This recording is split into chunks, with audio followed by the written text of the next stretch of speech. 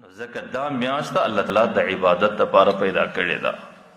نو د دې په ورځ کې روژې نیول، د دې په شپه کې تراویح کول او عام طور د نورو مصروفیاتو ځان راګرځول، د دې ورځې اکثر ساعات یا د دې ورځې اکثره وختونه دا د الله تعالی په عبادت کې تیر چې په 11 میاشت کې کومه ګناه راغلې ده د هغې ګناه مغفرت کول، چې په 11 میاشت کې د الله څخه انسان څومره لرې سوی دی هغه لرېوالی په نزدېکت بدلول، او چې په 11 میاشت کې د انسان سره څومره نافرماني سوې ده د هغې نافرمانۍ تلافي کول، د هغې نافرمانۍ ختمول کول، او هغه نافرماني د الله تعالی په فرمانبرداري بدلول،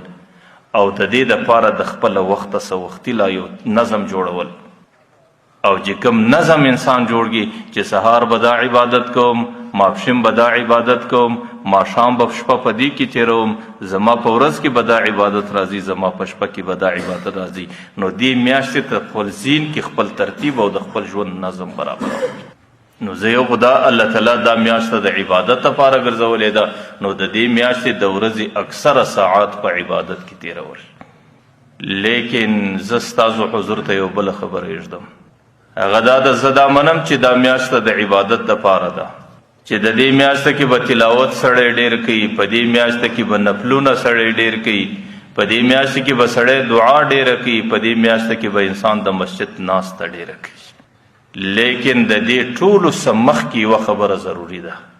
هغه دا ده چې دا هغه میاشته ده چې په دې میاشت کې د ټولو نفلي عباداتو څه مخکې نه یو قدم دا دی چې کم سے کم انسان دا یوه میاشته د ګناه څه صفا تېره کړي. بس دې میاشته کې پر خپلو سترګو ته کنټرول او جلو راچول، دې میاشته کې د خپله ژبه په قابو کې راوستل، دې میاشته کې خپل غوږونه کنټرولول، او دې میاشته کې د خپلې زندګۍ چې څومره ترتیبونه دي دا د ګناه صفا کول، دا د هغې څه مخکې ده. زه دا وایم که چیرې یو سړی د دې میاشته کې ځان د ګناه صفا وګرځوي، نه په سترګو ګناه اوسي، نه په ژبه باندې ګناه اوسي، نه په لاس باندې ګناه اوسي، او نه په اندامو باندې ګناه اوسي، بیا که په دې ټوله میاشته کې یو رکعت نفل نه وکړي،